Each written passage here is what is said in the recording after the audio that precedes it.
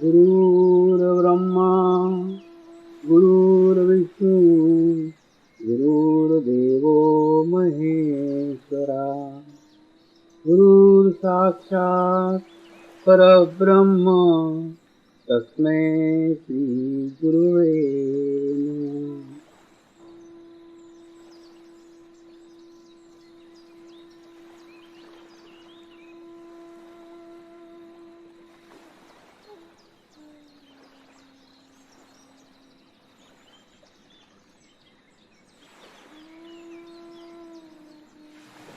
मेरे साथ ध्यान की शुरुआत करेंगे।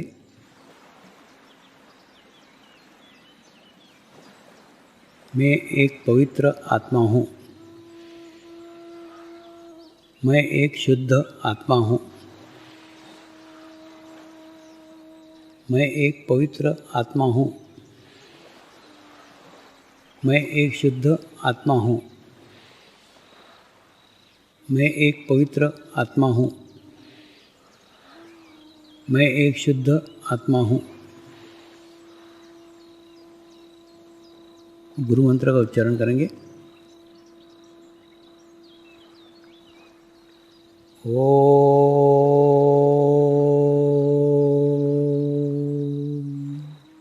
श्री शिवकृपानंद स्वामी नमो नमः। ओम श्री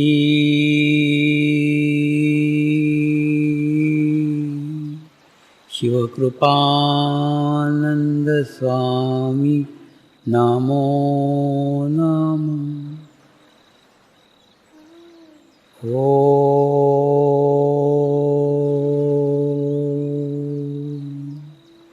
श्री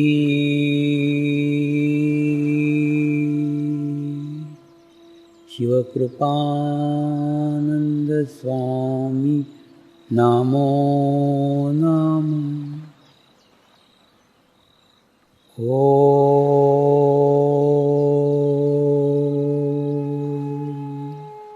श्री शिवकृपानंद स्वामी नमो नमः। ओम श्री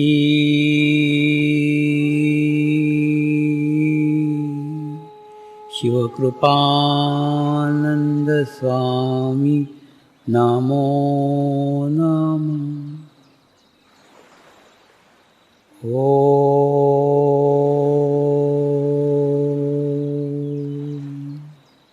श्री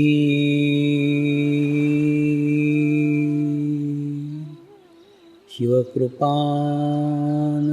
स्वामी नमो नमः। ओम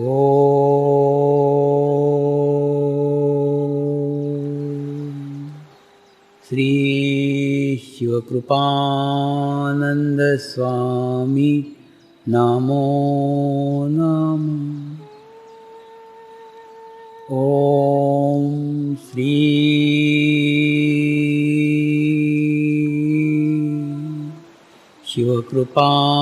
शिवकृपानंद स्वामी नमो नमः।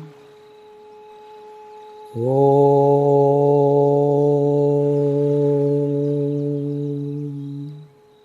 श्री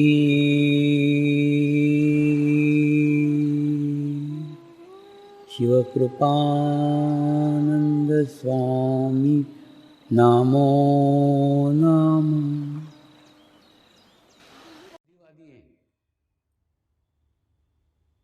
आप विदेशी हैं, आपके पास कोई मार्ग नहीं है, गुरु की संस्कृति नहीं है। होता है ना, विदेशों में गुरु की संस्कृति नहीं है।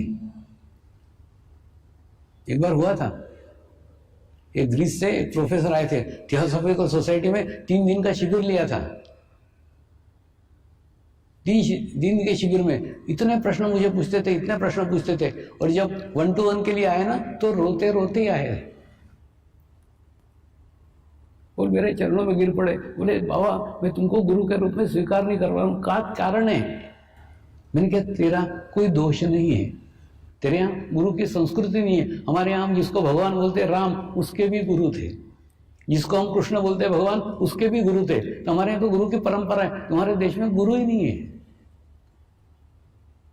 तो उसमें तेरा दोष नहीं, तेरे संस्कृति का दोष है, तेरे आसपास के वातावरण का दोष है।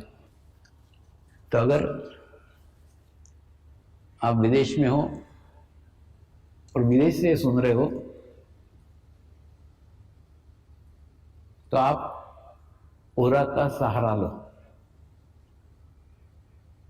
हवा मंडल का सहारा लो। आजकल इतनी मशीनरी आ गई है, इतने अच्छे कैमरे आ गए, ओरा को जांचा जा सकता है, ओरा को परखा जा सकता है। ओरा को देख करके ही गुरु को पहचाना। तुम थोड़ी देर उस ओरा का निरीक्षण करते रहो, निरीक्षण करते रहो, निरीक्षण करते रहो, तुम्हारे अंदर एकदम महसूस हो जाएगा कि यही है जो मुझे अंतर्मुखी कर सकता है। मैं जिसको खोज रहा था, मैं जिसको ढूंढ रहा था, वो यही है। ये एक मार्ग है, ये एक रास्ता है। बुद्धिवादियों के लिए ओरा है, आभामंडल है। और जो भावपूर्ण लोग हैं या भारतीय लोगों के लिए, उनके लिए शिरडी है। मैं यही नहीं, दुनिया में बोलता हूं, जीवंत गुरु के पास जाने का रास्ता समाधिस्थ गुरु के पास से जाता है।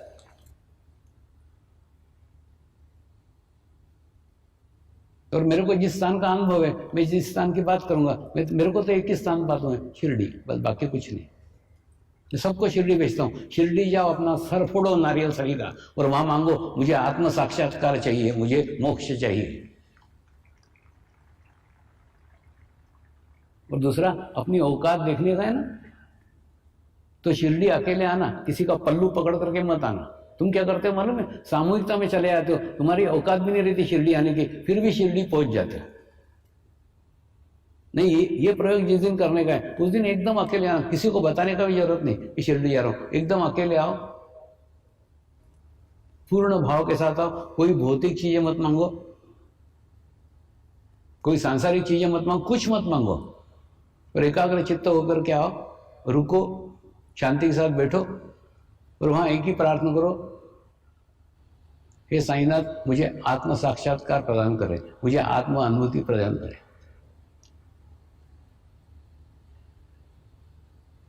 तो आपके जीवन में किसी जीवंत गुरु का आगमन होगा।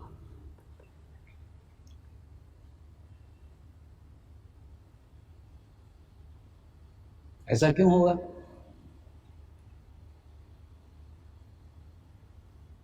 ऐसा इसलिए होगा कि जैसे आप कल्पना करो कि आपका लड़का अमेरिका में पढ़ रहा है,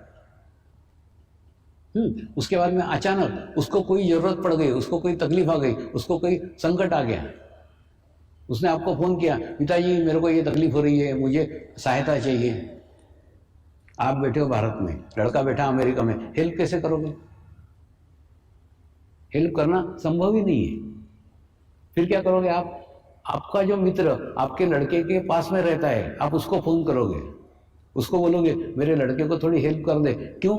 क्योंकि वो लड़का तेरे पास में है, तू लड़के के पास में है, वो हेल्प कर सकता है, लेकिन आप यहां बैठ करके वहां पे मदद नहीं कर सकते।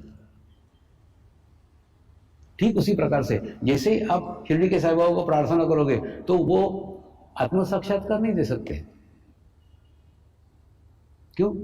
क्योंकि वो समाधिस्थ हो चुके। आत्म साक्षात्कार जीवंत गुरु के बिना संभव नहीं है। फिर वो क्या करेंगे आपको नहीं मालूम, लेकिन आपके जीवन काल में जो भी जीवंत माध्यम हो गए, तो उस माध्यम के साथ आपका कांटेक्ट करा देंगे, आपके जीवन में उसका प्रवेश हो जाएगा। क्योंकि बड़ा कठिन प्रश्न है, इतने सारे गुरु हैं, हम पहचानेंगे कैसे मेरा गुरु कौन सा है, मेरी माँ कौन सी है, मेरी कौन सी माँ है जो मेरे आत्मा को जन्म देगी।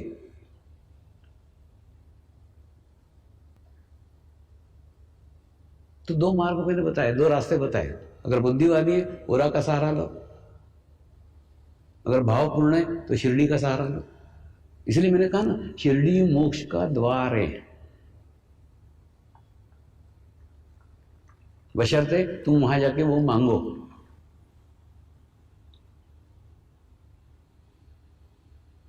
दूसरा ना, तुम इतने जड़ बुद्धि हो कि तुमको बार बार के अनुभव से भी समझ में नहीं आता।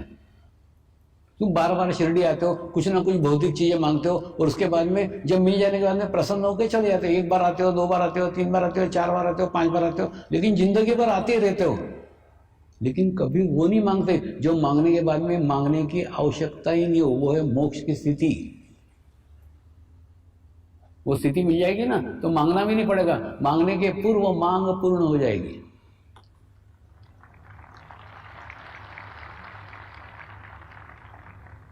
एक बार वो मांग करके देखो ना।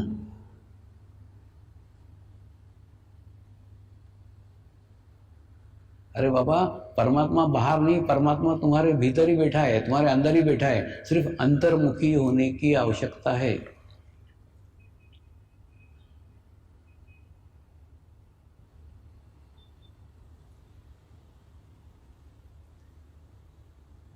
जिस प्रकार से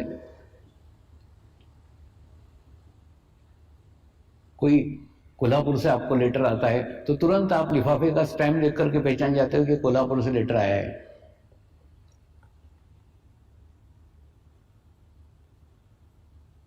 मुंबई से लेटर आता है तो लिफाफे पे स्टैम्प देख करके पहचान जाते हो कि मुंबई से लेटर आया है।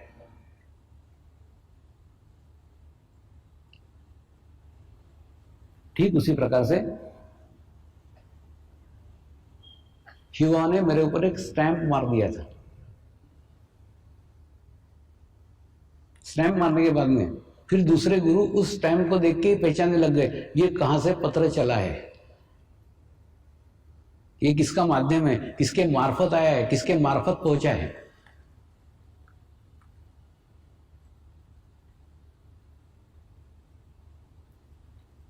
तो मेरे घर पे भी एक गुरु का आगमन हुआ था, और गुरु का आगमन होने के बाद में उसने पत्नी को कहा था, ये तेरा संसार करने के लिए नहीं आया है, इसका विश्व संसार है, इसको मुझे सौंप दे।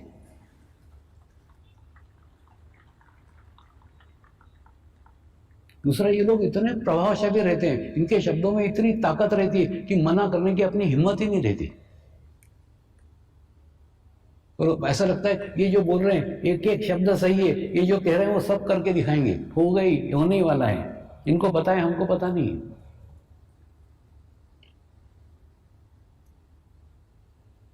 तो मैं उनके साथ जाने को तैयार हो गया, और पत्नी ने खूब आनंद के साथ जाने दिया। सिर्फ एक शर्त लगाई, तुम इनके साथ जाते रहो, जाओ तो पूर्ण ज्ञान ग्रहण करके आओ, या वापस ही मत आना, तुम्हारे नाम से जिंदगी काट लूंगी।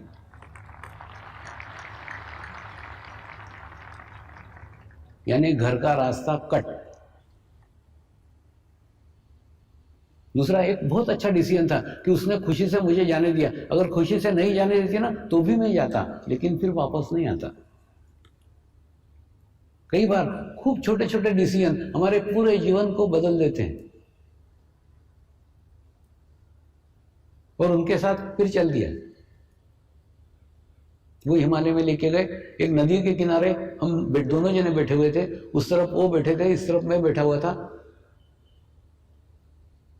और गुरुदेव ने कहा, लाखों लोग तेरे दर्शन को तरसेंगे, एक दिन ऐसा आने वाला है। और मैंने उनका मजाक उड़ाया, मैंने बोला यहां तो कोई कुत्ता भी नहीं है। बोले तुम हंस, लेकिन एक दिन ऐसा आएगा, और यह ऐसा जिस दिन आएगा उस दिन तेरे जीवन में मैं नहीं रहूंगा।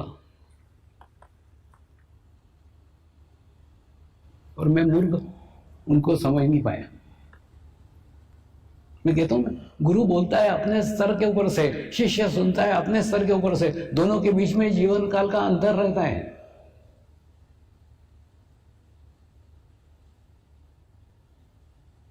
आज उनकी बात सत्य हो गई, लेकिन आज वो मेरे जीवन में नहीं है। और दूसरा, मुझे लगता था वो झूठ क्यों बोलेंगे, होगा, लेकिन शायद अगले जन्म की बात कर रहे होंगे, लेकिन इसी जन्म में घटित होगा, ऐसा नहीं लगा था।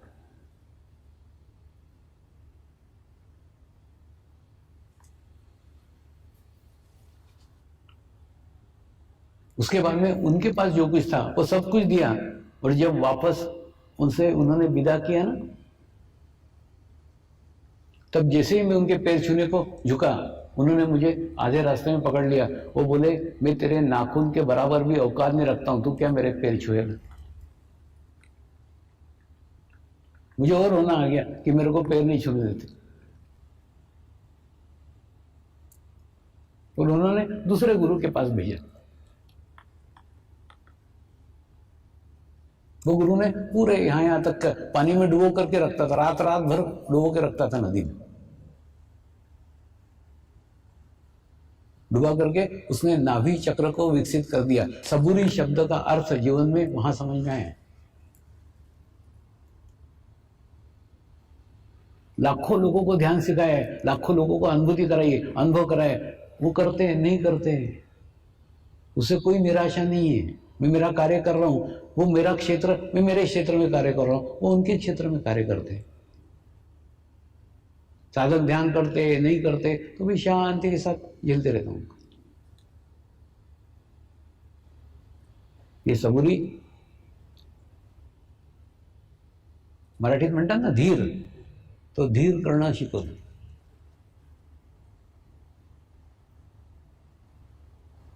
उसके बाद में जैसे ही समाज में आता था, 6 महीने समाज में आता था, लोगों को ध्यान सिखाता था, मेडिटेशन सिखाता था। फिर मेरे को लगता था मेरे में अहंकार आ गया, फिर मैं हिमालय में चला जाता था। ऐसा सालों तक चला। कुछ जैन गुरुओं के सानिध्य में रहा, अहंकार पे नियंत्रण कैसे करना चाहिए, अहंकार को पहचानना कैसे चाहिए। देखो, एक आपको बताता हूं, आप कोई भी कर्म करो, कोई भी कार्य करो, वो कार्य करोगे ना तो राइट साइड में जाओगे ही। तो राइट साइड में जाओगे तो अहंकार आएगा ही।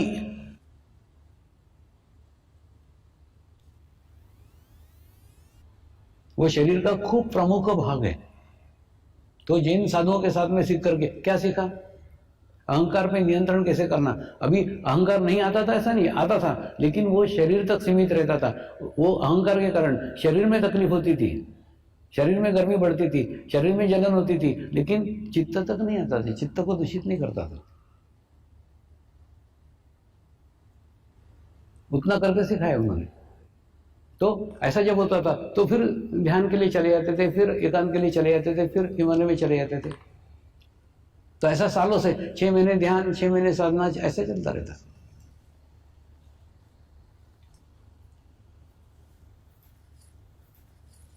लेकिन पता नहीं एक बार क्या हुआ, खूब अच्छे से सब अच्छा चल रहा था एकदम।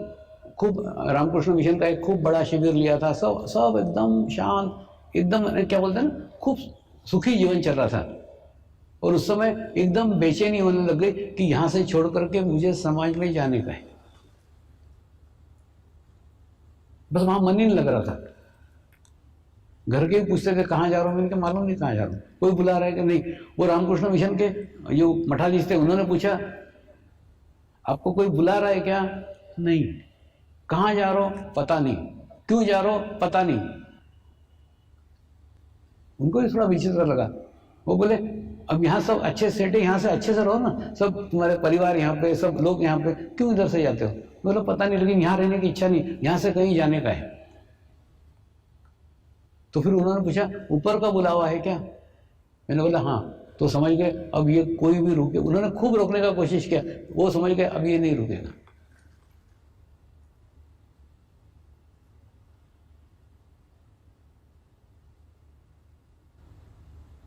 वहां से मैं नागपुर आया।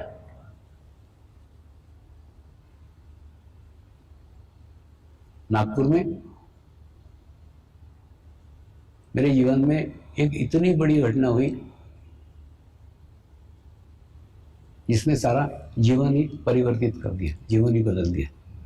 और समाज में क्यों आया उसका कारण पता लगा। कुछ नहीं, 8 दिन का एक शिविर ले रहा था और बहुत बड़े हॉल में ले रहा था, लेकिन इतने कम लोग थे कि हॉल का जरूरत ही नहीं था। मैं सबको बोला एक काम करो ना, इतने कम लोगों तुम सब स्टेज पे आ जाओ। तो सब लोग ऐसे स्टेज पे आ गए, मैं इधर खड़ा हो गया और शिविर चल रहा था। मैंने ज्यादा लोग भी नहीं थे, एकदम हॉल बड़ा लेकिन शिविर छोटा, बहुत कम लोग। और सवेरे में ध्यान करता था और फिर शिविर लेता था। तो सवेरे जैसे ही ध्यान करने बैठा था तो मेरे ध्यान में शिरडी के साईं बाबा है और उन्होंने कहा तेरे शिविर में ये जो मैनेजर आया हुआ है इस मैनेजर का सहस्त्रार चक्र खोल दे।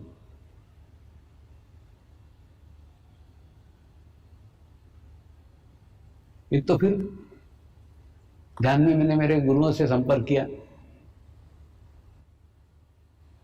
मैंने कहा मैंने शिरडी के साईं बाबा को याद नहीं किया था, मेरा उनसे कुछ संबंध भी नहीं है, कुछ जानकारी भी नहीं है, वो मेरे ध्यान में क्यों आए? तो मेरे गुरुओं ने कहा वो तेरे को माध्यम बना करके उनके भक्तों को कुछ देना चाहते हैं।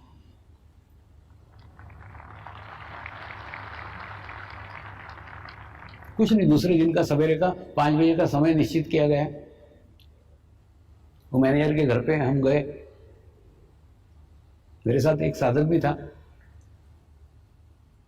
और जैसे ही उनको ध्यान के लिए बिठाया ना तो कुछ नहीं, जैसे कपूर को अपन बत्ती दिखा दे ना कैसे जलता है उसी प्रकार से जैसे उनके एक चक्र पे हाथ रखने लग गया, खट खट खट खट खट खट खट खट उनके चक्र खुलने लग गए। नाड़ियों पे हाथ रखने लग गया, नाड़ियां तीनों धड़ धड़ धड़ धड़ धड़ खुलने लग गई। सर के ऊपर हाथ रखा और जैसे सर के ऊपर हाथ रखा वो ध्यान में चले गए। और ध्यान में मतलब 5 घंटे ध्यान में थे। 10 बजने आ गए। बाद में मैंने उनको कंधे पकड़ के हिलाया, मैनेजर साहब उठो, ऑफिस जाना है कि नहीं जाना है? तो उन्होंने बड़े मुश्किल से आंखें खोली, बोले स्वामी जी काय का ऑफिस में काय का क्या, आंखें नहीं खुल रही मेरी तो। और उन्होंने एकदम मेरे पैर पकड़ लिए, मेरे को आपके रूप में शिरडी के साईं बाबा मिल गए। मैंने उनको समझाया मैं शिरडी के साईं बाबा नहीं हूं,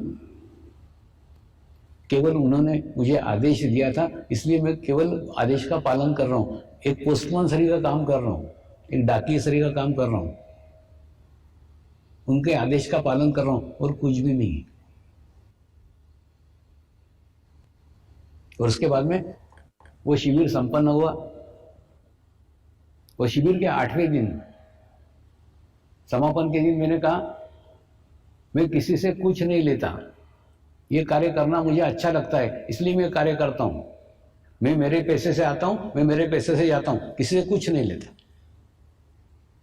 ऐसा करके किसी से कोई गुरु दक्षिणा नहीं दिया, किसी से कुछ नहीं लिया।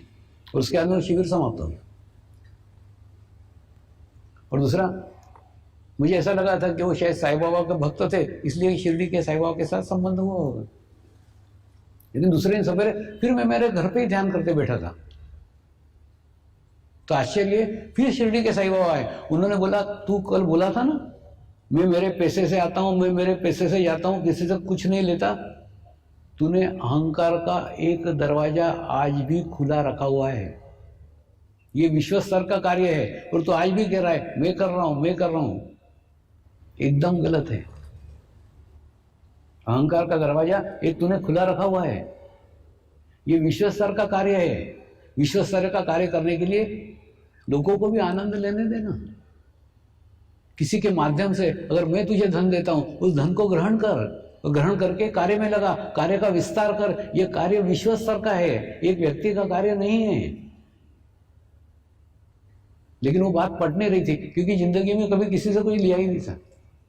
हाँ हाँ हाँ क्या, वो बोले खाना खाने बैठता है तो ज्वार की रोटी है तो भी प्रेम से खाता है, मिठाई है तो भी प्रेम से खाता है, परमात्मा का प्रसाद समझ के ग्रहण करता है। उसी प्रकार से कोई 1 रुपया दे उसको भी ग्रहण कर, कार्य में लगा। कोई 1 लाख रुपए दे उसको भी ग्रहण कर, कार्य में लगा। कार्य का विस्तार कर। कार्य का विस्तार महत्वपूर्ण है। हाँ हाँ कहा, लेकिन मन को अंदर से पट नहीं रहा था। पट नहीं रहा था मतलब आदत ही नहीं थी पैसा लेने की किसी से। उसके बाद में मुंबई में आया। मुंबई में एक शिविर हुआ, उसमें कुछ लोगों ने 800 रुपए दिए थे। उसके बाद में 800 रुपए लेकर के प्रथम बार शिरडी आए और शिरडी आकर के यहां दान पेटी में डाल दिए, तेरा तुझको अर्पण। तूने बोला था लो, लिया, ये ले, तेरा तेरा वापस।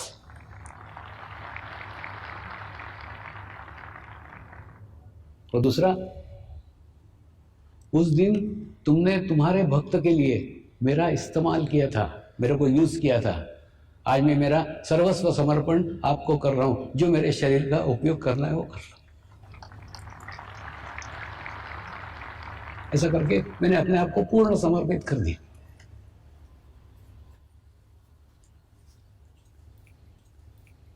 उसके बाद में मुंबई के गीता भवन में एक कार्यक्रम हुआ, जो कुछ पैसे आए वो गीता भवन को ही दे दिए। पुणे के एक स्कूल के अंदर कार्यक्रम हुआ, जो कुछ पैसे आए वो स्कूल को ही दे दिए, और बिना किसी से कुछ पैसा लिए ऐसा कैसा वापस घर वापस चला गया, और मेरे को यहाँ बिल्कुल नहीं अच्छा लगता था। प्रार्थना करेंगे। हे परमात्मा, हम सभी पवित्र आत्माएं आपको हृदय से प्रार्थना करते हैं कि सारे विश्व में शांति हो, सारे विश्व के आत्माओं की आध्यात्मिक उन्नति हो एवं सर्वांगीण उन्नति हो। यही हम सब आत्माओं की शुद्ध इच्छा है। नमस्कार करेंगे।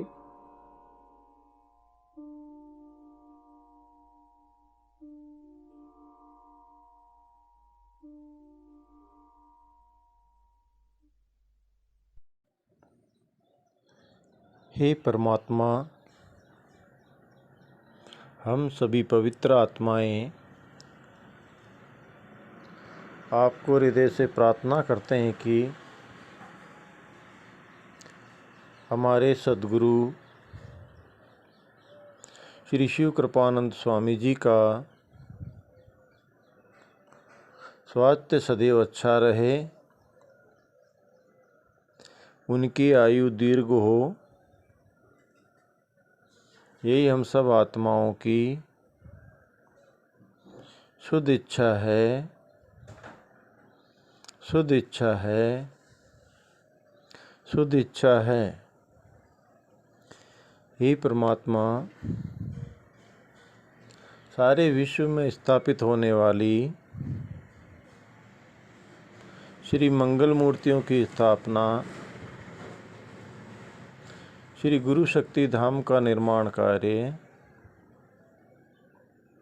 आपकी कृपा में, आपकी करुणा में, आपकी इच्छा अनुसार निर्विघ्न संपन्न हो, यही हम सब आत्माओं की शुद्ध प्रार्थना है, शुद्ध प्रार्थना है, शुद्ध प्रार्थना है। शांति पाठ करेंगे। ओम